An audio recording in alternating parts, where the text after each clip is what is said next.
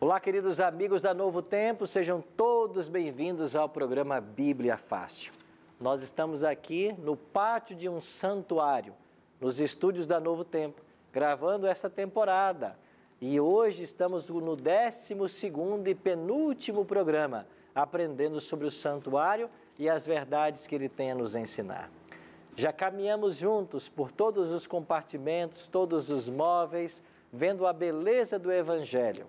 E estamos aprendendo também que tudo aquilo que acontecia no santuário terrestre era uma sombra das realidades vindouras, ou seja, tudo precisava se cumprir no ministério de Jesus Cristo. E hoje, ao começarmos o estudo, vamos entender que esse santuário seria atacado. Isso mesmo. Você sabe que nós ensinamos aqui, nos primeiros programas, que o pecado surgiu no santuário, porque Lúcifer era um querubim cobridor. E se o pecado surgiu no santuário, é no santuário que ele tem que ser resolvido. E Jesus está nesse exato momento lá no Santíssimo, no céu, executando uma obra de juízo. E quando ele terminar essa obra, ele voltará à terra. Agora, se um dia o próprio diabo morava nesse santuário, e se as verdades do santuário desmascaram a ele, certamente que ele atacaria o santuário. E hoje nós vamos aprender como que Satanás ataca o santuário. Por isso, o tema de hoje, que vamos juntos estudar, um ataque ao santuário.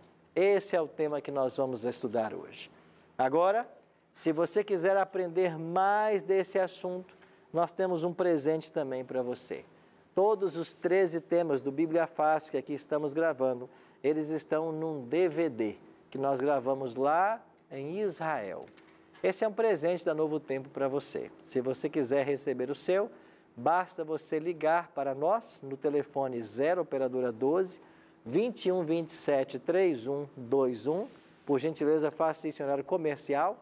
Ou agora mesmo, em qualquer horário, você pode mandar um WhatsApp para nós, 129-8100-1615, dizendo, eu quero o DVD Santuário, e a gente manda para você. Ou então, você acessa a nossa página na internet, novotempo.com/Bíblia Fácil, e nós vamos enviar para a sua casa esse presente, sem nenhum custo para você. E mais uma vez, obrigado a você que é anjo da esperança e apoia a Novo Tempo.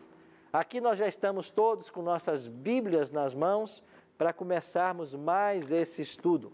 E você em casa também pegue sua Bíblia. Vamos juntos aprender sobre esse ataque ao santuário. Às vezes o próprio Satanás ataca, às vezes ele usa agentes para fazê-lo. Nós vamos entender melhor esse assunto. Agora, antes de começarmos, como é o nosso hábito aqui, nós vamos orar, pedindo uma bênção de Deus para o estudo. Se você puder, feche seus olhos, ore comigo. Pai querido, nos reunimos mais uma vez com os nossos queridos amigos aqui nos estúdios para estudarmos a Tua Palavra. Agora, com milhares de pessoas que estão sintonizadas com a Novo Tempo, queremos ouvir mais uma vez a Tua voz, aprender a Tua vontade e nos prepararmos para o céu. Por isso, nos ajuda a entendermos esse tema que é tão importante para nós. Em nome de Cristo nós te pedimos. Amém. Ataque ao santuário. O santuário, como já aprendemos aqui, é o divino centro da operação na luta entre o bem e o mal. E por ser morada de Deus e o centro de seu governo, Satanás sempre atacou o santuário. Às vezes ele próprio, às vezes usando agentes humanos para atacar o santuário.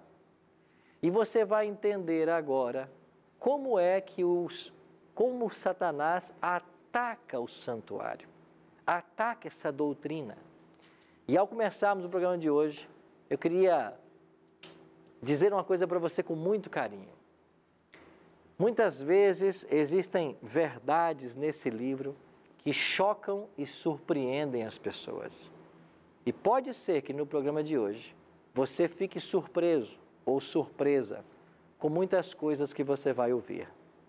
Mas saiba de antemão, a intenção nossa ao abrirmos esse livro e ao trazermos essas verdades para você, é para que você conheça todas as coisas e tenha a possibilidade de estar numa posição segura e confortável para tomar uma decisão.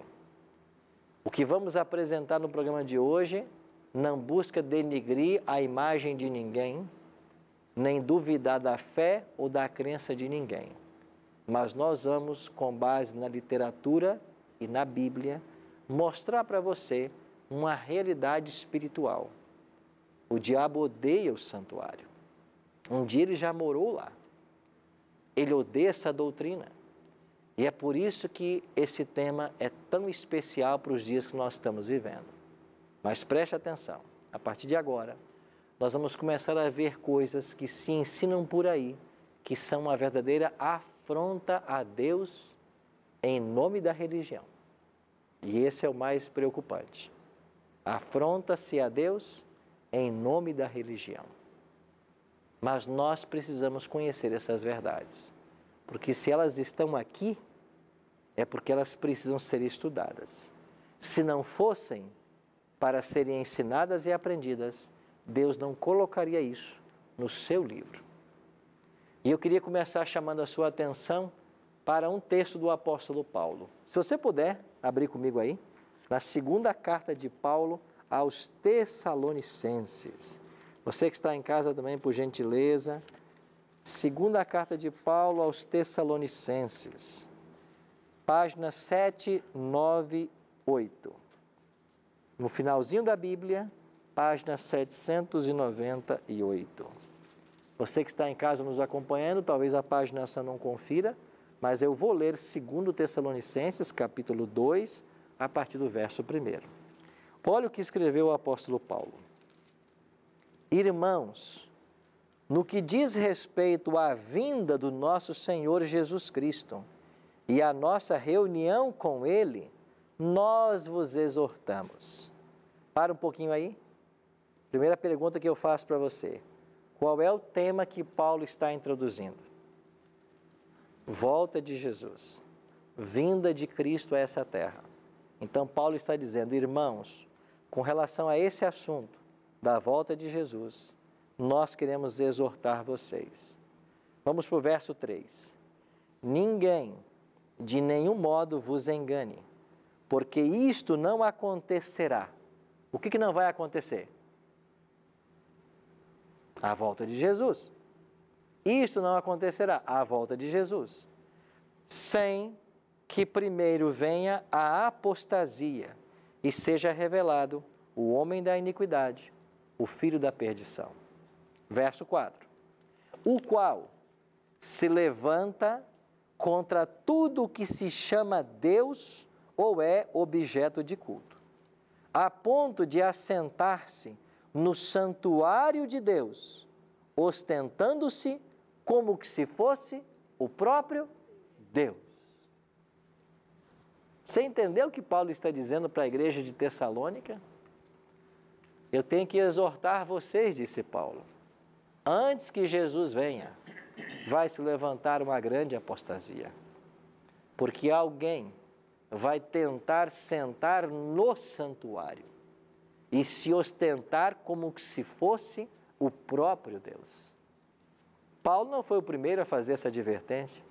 Lá no livro do profeta Daniel, capítulo 7, você tem o profeta falando, e no capítulo 8, de que haveria um ataque contra as estrelas dos céus, um ataque contra o santuário, um ataque contra Cristo. E Paulo agora está reforçando essa doutrina. Como que esse ataque ao santuário acontece? Quem é que tenta sentar-se no trono, no santuário, ostentando-se como se fosse o próprio Deus? Eu quero apresentar para vocês algumas doutrinas que têm sido ensinadas por aí. que constituem uma verdadeira afronta a Deus e um ataque ao santuário. Primeira delas, o sacrifício único e completo de Cristo passou a ser blasfemamente repetido através do sacrifício da missa. Este é o primeiro ataque que eu queria estudar com vocês hoje ao santuário. Criou-se a missa. E o que acontece na missa? Vamos deixar que o catecismo nos diga isso. E eu trouxe aqui esse mesmo catecismo da foto, esse exemplar. O Catecismo da Igreja Católica, edição típica vaticana, e é daqui que eu vou extrair algumas citações para vocês. A primeira delas, o Catecismo diz na página 381, o Concílio de Trento definiu, pela consagração do pão e do vinho, opera-se a mudança de toda a substância do pão na substância do corpo de Cristo, nosso Senhor, e de toda a substância do vinho na substância do seu sangue. Essa mudança, a Igreja Católica denominou-a com acerto e exatidão transubstanciação. Então, o que ensina o catecismo e o que é a doutrina da transubstanciação? No momento em que o sacerdote toma a hóstia em suas mãos e faz a oração, aquela hóstia transforma-se no próprio corpo de Cristo.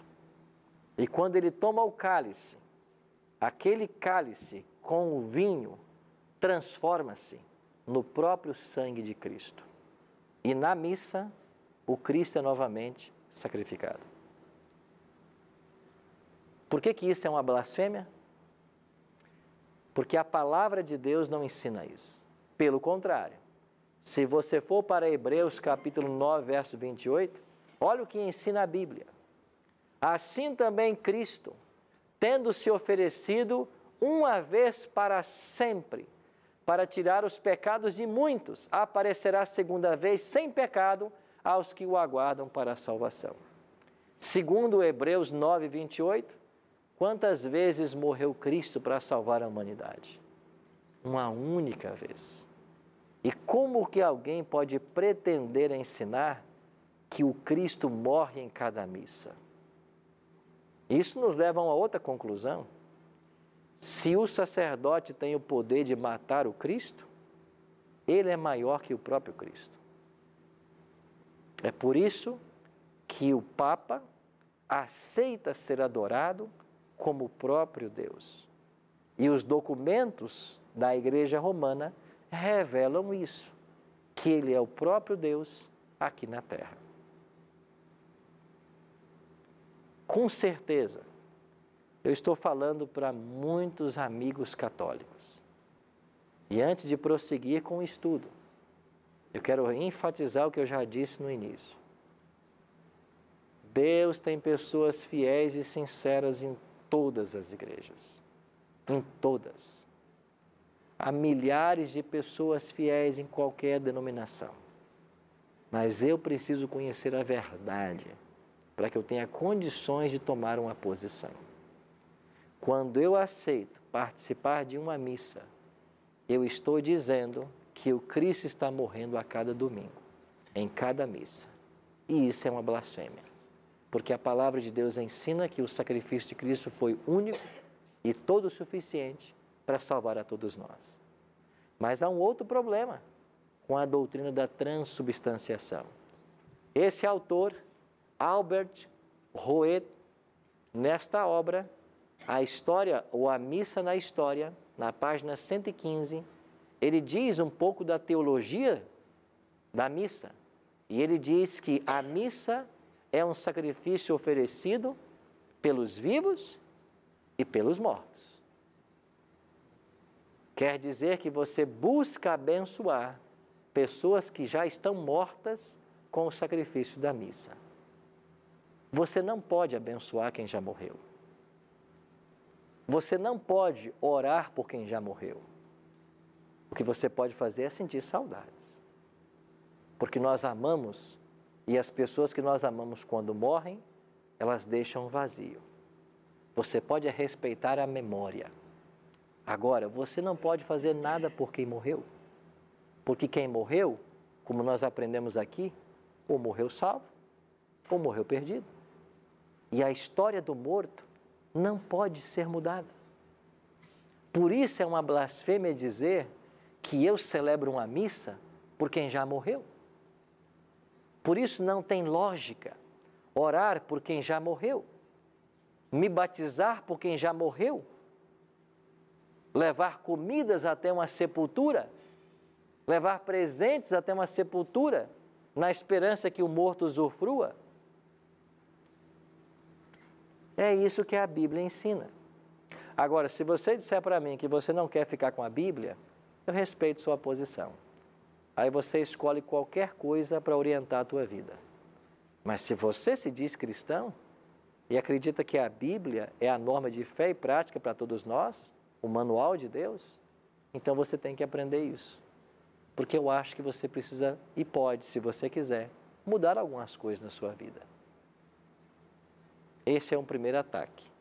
Algo que se ensina, uma doutrina que foi formulada, mas que é um verdadeiro ataque ao santuário. Qual é o segundo? A intercessão única e exclusiva de Cristo no santuário celestial foi substituída pela mediação espúria da Virgem Maria, dos santos mortos e do clero romano. Ou seja, tira-se Cristo da sua função mediatória e coloca-se Maria, os santos e o clero romano. Vou ler isso no Catecismo. Página 273. Assim está escrito: finalmente, a Imaculada Virgem, preservada imune de toda a mancha da culpa original, terminado o curso da vida terrestre, foi assunta em corpo e alma à glória celeste. E para que mais plenamente estivesse conforme é seu Filho, Senhor dos senhores e vencedor do pecado e da morte, foi exaltada pelo Senhor como Rainha do Universo. A Assunção da Virgem Maria é uma participação singular na ressurreição de seu Filho e uma antecipação da ressurreição dos outros cristãos. O que é isso, amigos? Blasfêmia. Por quê? Eu acredito piamente que a Virgem Maria foi uma mulher que serviu a Deus e está salva. Eu acredito nisso. Aguardando a volta de seu Filho, quando então ela será ressuscitada de acordo com a Bíblia. Mas dizer que Maria foi ressuscitada e levada para os céus, tornando-se rainha do universo, e agora com funções mediatórias, isso é criatividade humana. Isso não é Bíblia. E hoje se orienta as pessoas a terem uma devoção e buscarem esta mulher como uma intercessora. E isso coloca Cristo num plano secundário. Isso é uma blasfêmia. Não só isso. Não só se ensina a buscar a Virgem Maria como os santos. E a Igreja Romana, para cada dia do ano, estabeleceu um santo. E esses santos têm funções mediatórias. Eles não têm a luz da Bíblia, porque eles estão mortos.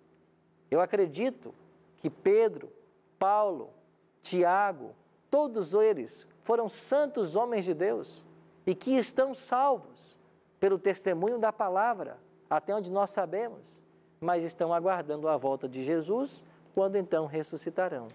E eles não podem fazer nada por você. Eles não podem fazer nada por você, porque eles estão mortos. Então, quando se ensina buscar bênçãos, mediações, perdão, através dos santos ou de Maria ou do clero romano, e ao falarmos do clero romano, lembre-se do que ensina a palavra de Deus. Olha o que diz Paulo a Timóteo: porquanto há um só Deus e um só mediador entre Deus e os homens. Quem é esse único mediador? Cristo Jesus, homem. E por que ele é o mediador? Porque ele foi para o Calvário. Ele morreu a nossa morte. Ele venceu a morte ressuscitando ao terceiro dia. Ele é Deus homem. Ele foi para o santuário. Ele está no santuário hoje. Ele é o único mediador entre Deus e os homens. E se você aprendeu diferente, você aprendeu errado. Mas sabe qual é a boa notícia? Jesus continua no santuário e dá tempo de consertar. Dá tempo de mudar. Dá tempo de rever. Dá tempo de ir para a Bíblia e descobrir de fato o que ela está ensinando. Mas você percebe como o diabo ataca o santuário? Destrona Cristo da posição de mediador e coloca a Virgem Maria, santos e o clero romano. E falando em clero romano, olha o que diz aí a doutrina da confissão auricular. O que é que ensina essa doutrina? Que nós, quando pecamos, temos que ir ao sacerdote em busca de perdão. E você vai encontrar em várias igrejas o consistório, o local onde entra o sacerdote, onde entra o pecador, para que eu possa confessar o meu pecado e obter o perdão via sacerdote. Agora preste atenção. O termo sacerdote está sendo tirado do próprio santuário. E o que é que está acontecendo? Eles estão tentando, um sistema religioso está tentando manter aquilo do santuário que já se cumpriu. Nós tínhamos sacerdotes no Antigo Testamento e Deus orientou que os pecadores fossem até esse sacerdote. Mas quando Cristo veio e tornou-se o nosso sacerdote, ninguém mais tem que ir a sacerdote humano. Acabou o santuário. Porque agora nós temos um sumo sacerdote no santuário celestial que abriu o caminho para o acesso a Deus. É a Ele que nós temos que ir. E quando você vai até um sacerdote terrestre, um homem como eu e você, para confessar seu pecado e receber dele o perdão, isso é uma blasfêmia, meu amigo. Porque a Bíblia não ensina isso. Não, pastor, a Bíblia diz, perdoai vossos pecados uns aos outros. Ela ensina. E é assim, quando eu ofendo o João, eu tenho que pedir perdão para o João. Quando o João me ofende, ele tem que pedir perdão para mim. Isso é perdoai-vos uns aos outros. Agora, quando você peca contra Deus, você vai atrás de um homem em busca de perdão? Quem é o homem para perdoar você? Você está entendendo como é que alguns elementos do santuário estão tentando ser mantidos numa religião que não faz mais sentido? Até a veste sacerdotal e sumo sacerdotal busca ser copiada. Nós temos mais coisas a aprendermos hoje. Há um terceiro ensino, que é um ataque ao santuário. A guarda do sábado, do quarto mandamento da lei, a lei que estava guardada dentro da arca no Santíssimo, foi substituída pela observância pagã do domingo. E o que é que diz o Catecismo na página 568? Jesus ressuscitou dentre os mortos no primeiro dia da semana. Corretíssimo, isso é bíblico. Enquanto o primeiro dia, o dia da ressurreição de Cristo, lembra a primeira criação, enquanto o oitavo dia, que se segue ao sábado, significa a nova criação, inaugurada com a ressurreição de Cristo. Para os cristãos, ele se tornou o primeiro de todos os dias, a primeira de todas as festas, o dia do Senhor. Você percebe que até o texto é muito confuso? O texto faz uma ginástica para tentar dizer para você que agora o dia santo é o primeiro dia da semana, porque nele ressuscitou Jesus. É verdade que Jesus ressuscitou, mas quem disse que o domingo passou a ser o dia santo por causa dessa ressurreição? Qual texto da Bíblia fala isso?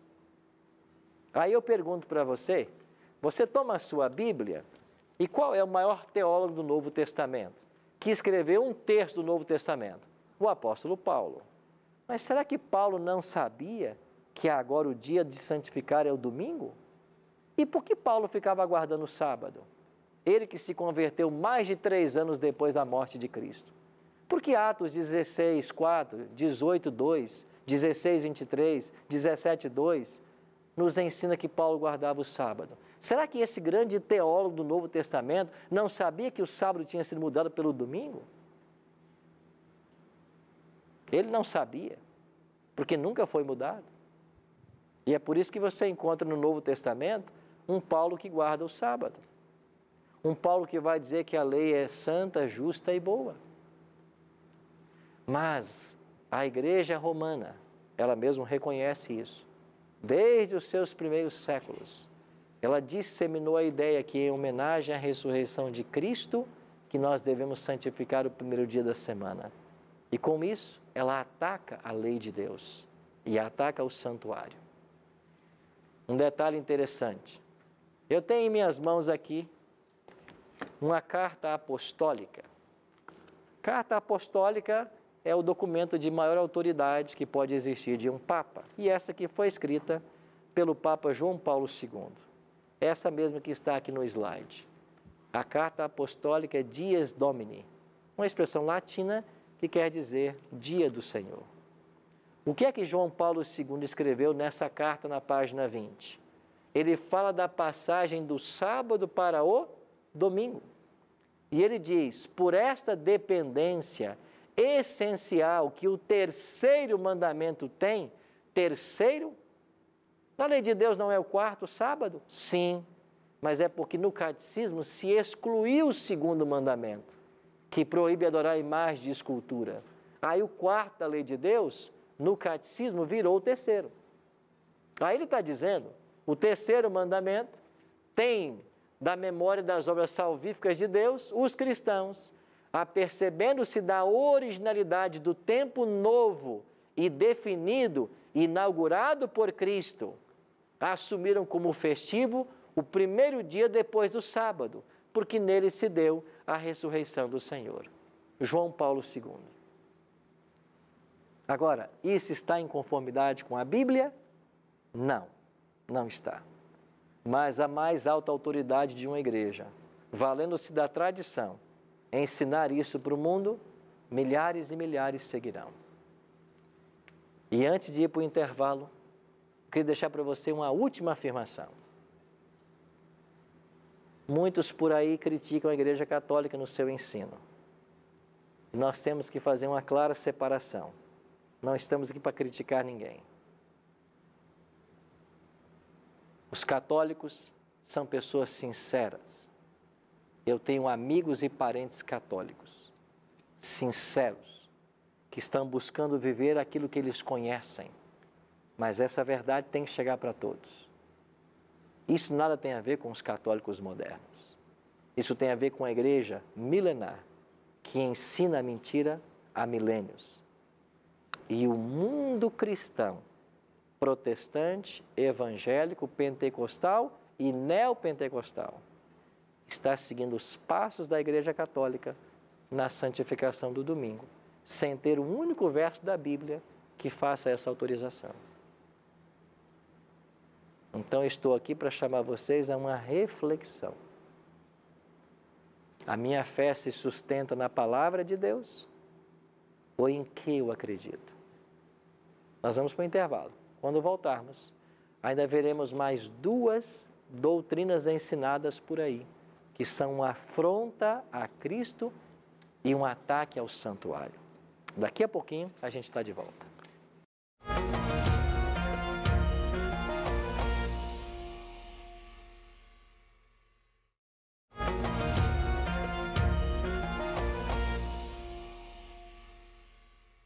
Olá, queridos amigos da Novo Tempo, do Bíblia Fácil.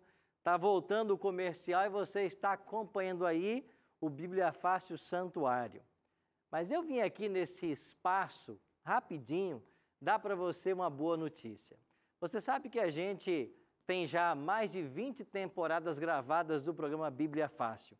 E muitas pessoas me perguntam, pastor, e aí, o que aconteceu com aquela pessoa, com aquele homem, com aquela mulher? E todos querem saber o destino que muitos dos alunos aqui tomaram, se tomaram a decisão por Cristo ou não.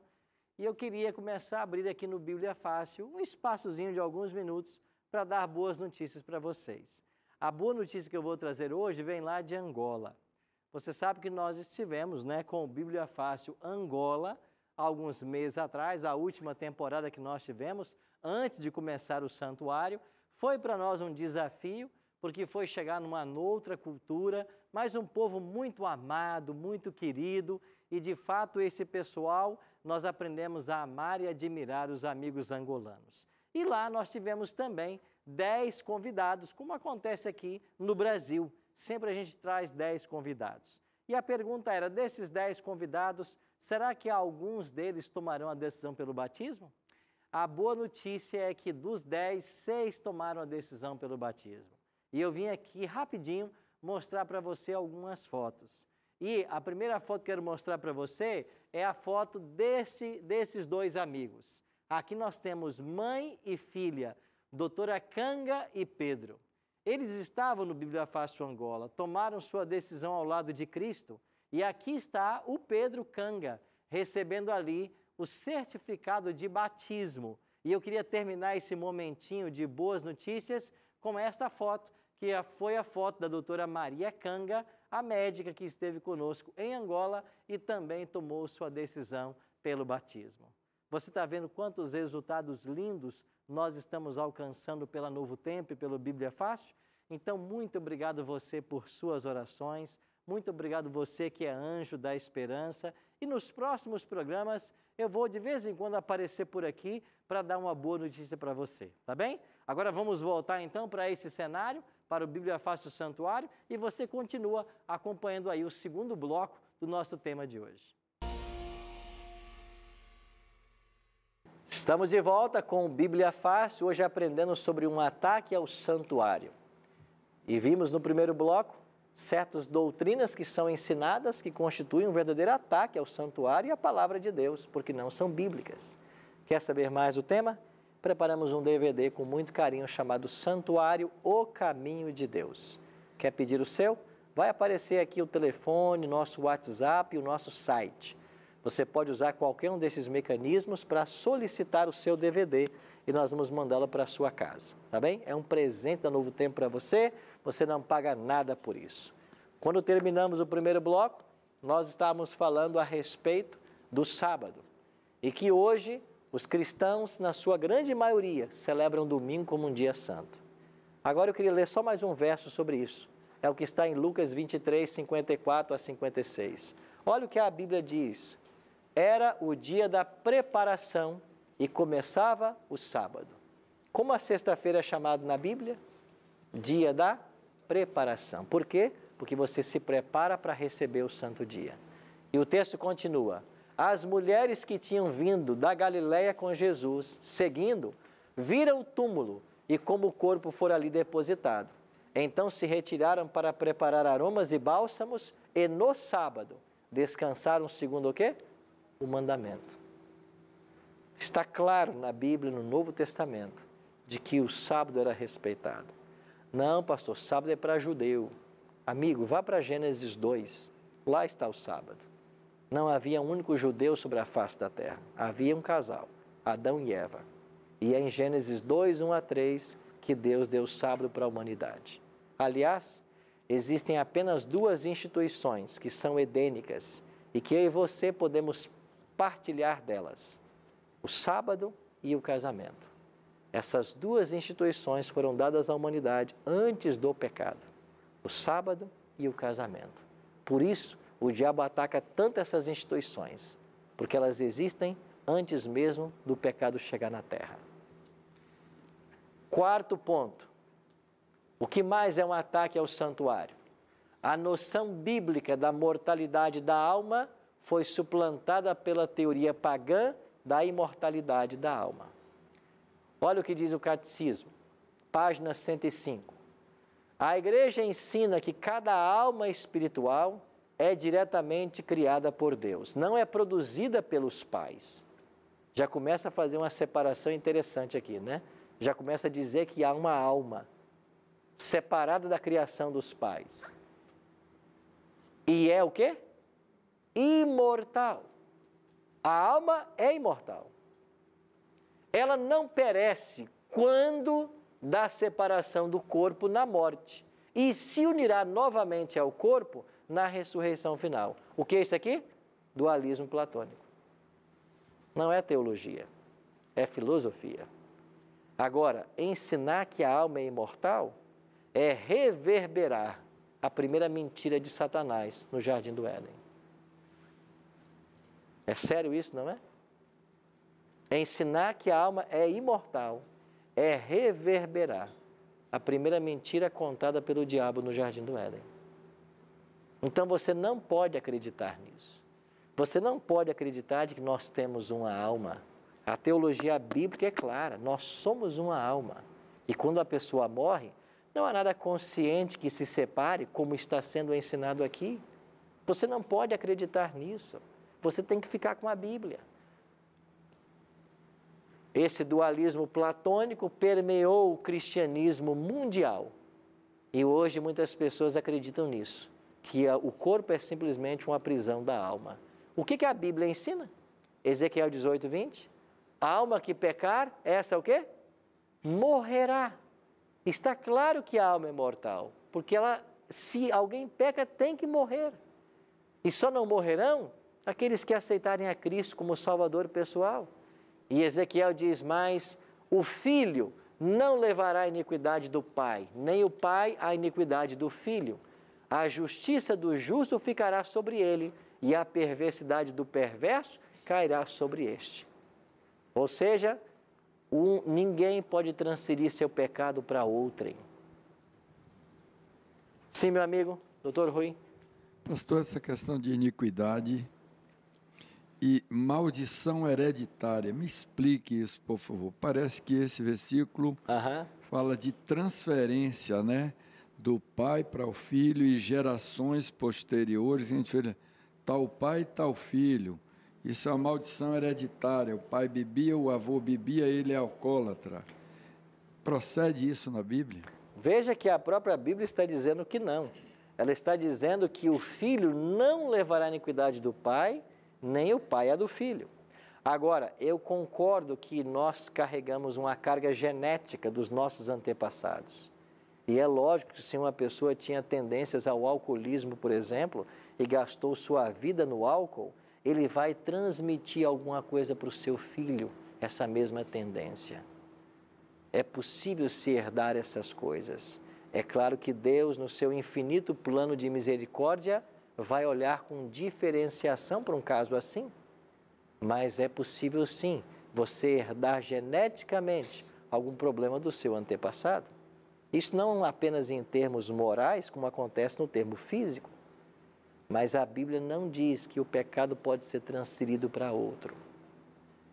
Que alguém lá vai sofrer o pecado que eu cometi. Isso não pode. Cada um vai ser responsável diante de Deus. Sim, amigo? Existe uma passagem que diz que eu visitarei até a sua quarta geração. Nas promessas de Deus feitas ao povo de Israel, Deus diz claramente que se aqueles que guardassem a sua aliança, esta bênção se estenderia para gerações seguintes.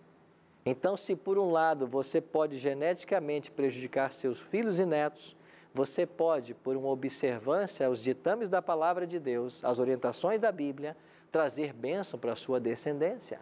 Bênçãos físicas, bênçãos mentais, bênçãos espirituais. Então, isso é possível. Gal, tinha uma pergunta também, Gal. Porque eu não sei assim, dizer onde é que é, mas assim, que em relação ao mal, Deus iria até a terceira geração, né? E em relação ao bem, até 1000 gerações. Não né? é verdade? Não é verdade hoje que as pessoas acabam herdando características de seus antecessores? Isso acontece mesmo. Então, nós temos que cuidar para que Deus nos ajude, para que a nossa descendência seja abençoada e não amaldiçoada. Francisco. Pastor, nesse raciocínio da alma eterna... Ensina-se que a alma é imortal, né? Nesse raciocínio. Onde entra Jesus, que quando ele morre, ele ressuscita Se ele morreu com a alma e a alma saiu do corpo, para onde foi essa alma? Para onde foi se ele ressuscita da mesma forma? É isso aí. Para onde foi Lázaro, a alma dele, durante os 4 dias que ele esteve morto? E por que quando ele voltou, ele não falou nada sobre o assunto, a Bíblia não fala nada sobre isso? Porque não existe nada sobre isso. A palavra de Deus diz claramente que as pessoas quando morrem, Jesus mesmo em João capítulo 11, comparou a morte a um sono. O apóstolo Paulo compara a morte a um sono. Nem todos dormiremos, lembra da expressão de Paulo? Nem todos morreremos. É um estado de inconsciência. E a Bíblia está aí para nos ajudar. 4º ponto, ou 5º ponto. A gloriosa esperança na segunda vinda de Cristo deu lugar à teoria pagã da recompensa logo após a morte. Se a recompensa é dada após a morte, para que Jesus vai voltar? Isso é um ataque à doutrina da volta de Cristo. E você tem na Bíblia mais de 300 textos ensinando a volta de Jesus. Agora se ensina por aí de que a pessoa quando morre já vai ter a sua recompensa. O Catecismo na página 281 diz: a alma na morte vai ao encontro de Cristo e o corpo cai na corrupção. Ou seja, separação mais uma vez de corpo e alma, que não é bíblico, e se ensina que esta alma é consciente e vai ao encontro de Cristo. Por isso, você vai testemunhar em muitas cerimônias fúnebres o seguinte argumento: não precisamos chorar essa pessoa que aqui está, porque o corpo está aqui, mas a alma já está com o Pai. Não está. Isso não é bíblico. É por isso que você de vez em quando ouve aí nas televisões, nos canais, quando morre alguém famoso, ele já está lá no céu com Deus, já está num lugar melhor. Não está. Está debaixo da terra. Se aceitou a Cristo, aguardando a primeira ressurreição. Se não aceitou, aguardando a segunda. A grande realidade que você temos que encarar hoje é que todo ser humano, ele só terá 2 destinos: a vida eterna ou a morte eterna. Não tem como fugir disso. A Bíblia não dá margem para uma terceira opção. Então, todo ser humano ou vai se salvar ou vai se perder e está aguardando a volta de Jesus, quando então receberá a recompensa. Pois não, amiga? Pastor, será que na hora que, no velório, assim, na hora, né, do sepultamento, esse momento que eles falam que a alma sobe, não seria quando diz também que o fôlego de vida retorna, né, ao quem o deu, que é o próprio Deus? Será que nessa confusão que fazem? Pode ser. O que a Bíblia ensina quando uma pessoa morre, o pó volte ao pó de onde veio e o espírito volte a Deus que o deu. O que é esse espírito que volta a Deus que o deu? É a razão, é a consciência que nós temos. Agora, esta consciência, ela não raciocina, ela não age independente, ela não pensa independente. Só quando este espírito se une ao pó é que há consciência. Então, a morte é a inversão da vida. Se na vida Deus juntou o pó da terra e soprou no boneco e ele passou a viver, na morte a carne volta para o pó e essa consciência que nós temos deixa de existir. Porque o sopro da vida volta para Deus. É isso que volta para Deus. Mas esse sopro não é uma entidade consciente que pensa, que vive independente do corpo. Olha o que diz a palavra de Deus a respeito disso. Eis que venho sem demora. E comigo está o que? Disse Cristo. O galardão, a recompensa que tenho para retribuir cada um segundo as suas obras. Quando é que o galardão será dado? Quando Jesus voltar. Então, esta história de que a pessoa quando morre já vai para o céu, ela não é bíblica. Todos estão aguardando o quê? A volta de Cristo. Daí você percebe que existe um verdadeiro ataque hoje ao santuário. E por que está se atacando esse santuário? Porque há uma pretensão de um líder religioso de sentar-se num trono e dizer ser Ele o próprio Deus. Por isso, meu amigo, nós precisamos estudar mais esse livro, abrir mais a palavra e deixar que ela fale na minha e na sua vida. Porque tudo que nós estamos aprendendo aqui exigirá de você e de mim uma resposta. Eu estou falando para muitas pessoas sinceras nesse momento. Pessoas que amam o Senhor Jesus. E pode ser que hoje você aprendeu alguma coisa diferente do que você tem praticado ou aprendido na igreja. Isso é um alerta para você. É um sinal de que Deus tem uma obra para efetuar na sua vida e no seu coração. Eu relembro mais uma vez o que eu já disse hoje. Existem milhares de pessoas sinceras em qualquer igreja, em qualquer denominação. As pessoas que estão buscando ser fiéis a Deus, naquilo que elas conhecem. Mas quando você se depara com verdades bíblicas assim, que contrariam aquilo que eu aprendi, talvez por toda uma vida, é a hora de você tomar uma decisão ao lado de Jesus. Por isso, qual vai ser a sua resposta hoje? A pergunta está feita aqui.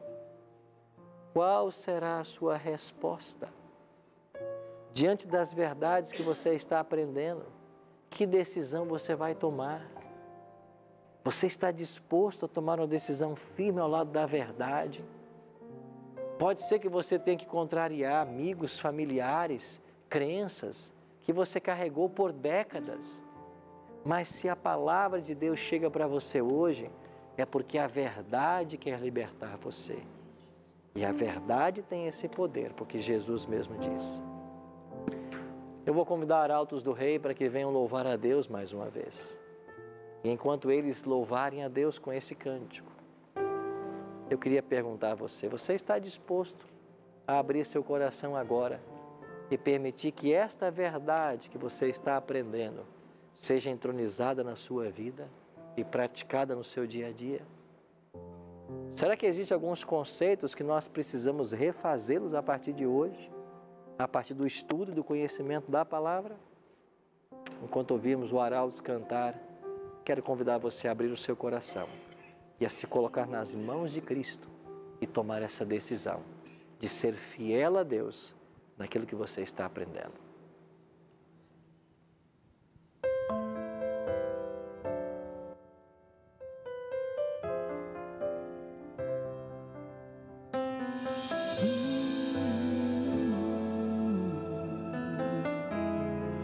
Coração sofrido, moído, sem forças para prosseguir, partido, destruído, precisando de reparação, já não sabe mais aonde ir, não consegue nem mais sorrir. Coração pesado, machucado, tentando sobreviver, sozinho, vazio, sedento de amor e atenção, sai em busca de explicação, mas sem rumo, sem direção. Ele pode restaurar seu coração, reescrever qualquer canção que o pecado silenciou.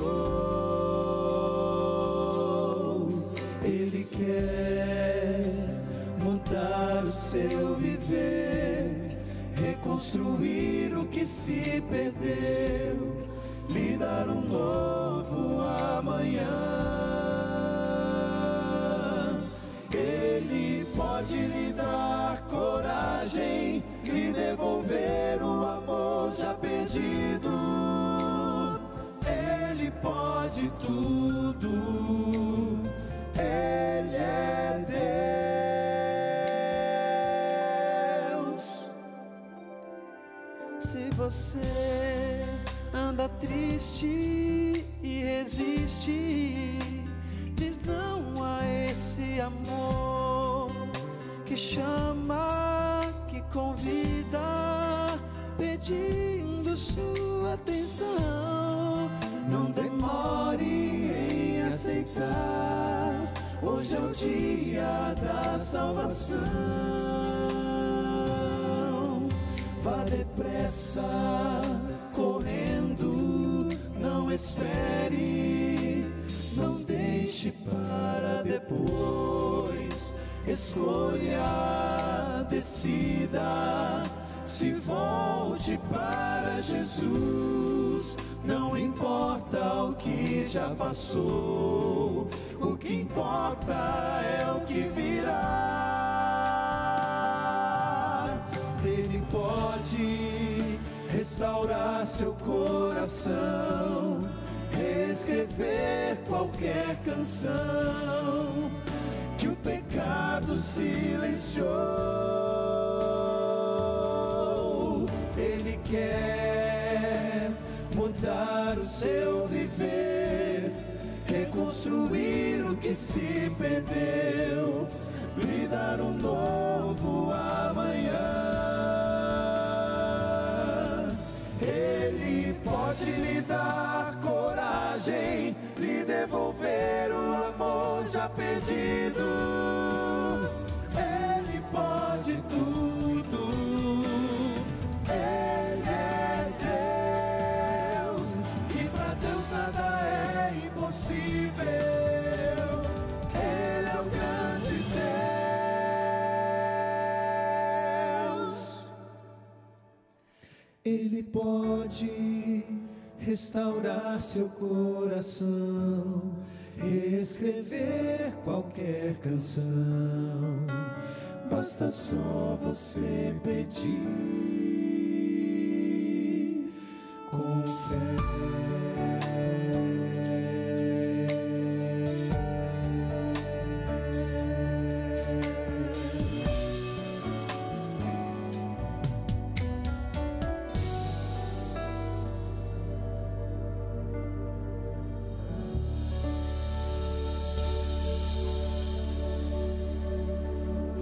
Amém.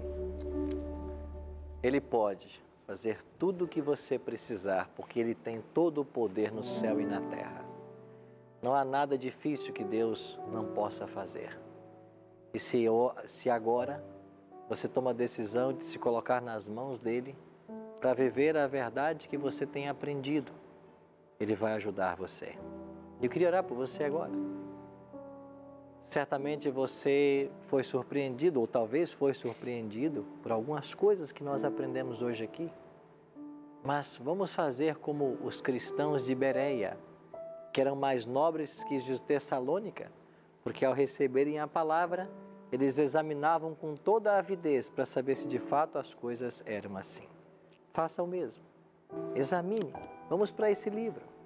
E Deus vai mostrar para você o caminho. Vamos orar. Pai, muito obrigado porque tivemos a oportunidade hoje de aprendermos um pouco mais a Tua palavra, de entendermos que existe um ataque ao santuário celestial e à obra de Cristo, mas que a Tua verdade traga à nossa vida a libertação que nós tanto precisamos. Que o Senhor nos ajude em todos os dias da nossa vida. E eu queria orar agora por esses amigos que estão aqui no estúdio comigo e por esses que estão agora me acompanhando através da Novo Tempo. Que a Tua mão bondosa alcance a cada um deles e que eles possam sentir o Teu Espírito conduzindo-os numa decisão séria pela verdade e por Jesus. Tome conta de todos nós. Que a Tua bênção nos alcance. É a nossa oração em nome e por amor de Jesus. Amém. Muito obrigado pela sua companhia no programa de hoje. Semana que vem será o nosso último tema dessa primeira temporada sobre o santuário, nosso 13º estudo. Vamos aprender sobre santuários de Deus. O santuário construído por Moisés finalmente foi fincado lá em Siló, a primeira capital do povo de Deus. Davi teve o desejo de fazer um templo, Deus não permitiu, Salomão fez. E a glória, a Shekinah que estava no tabernáculo em Siló, foi para Jerusalém, no Monte Sião, onde Salomão construiu o templo. No ano 70, esse templo que havia sido reformado por Herodes foi completamente destruído por Tito, general romano. E desde o ano 70 de nossa era, não existe mais um templo, um santuário fixo aqui na terra. E se não existe um santuário a partir do ano 70, aonde está hoje o templo de Deus? É o que nós iremos aprender em nosso próximo encontro. Que Deus o abençoe e até lá.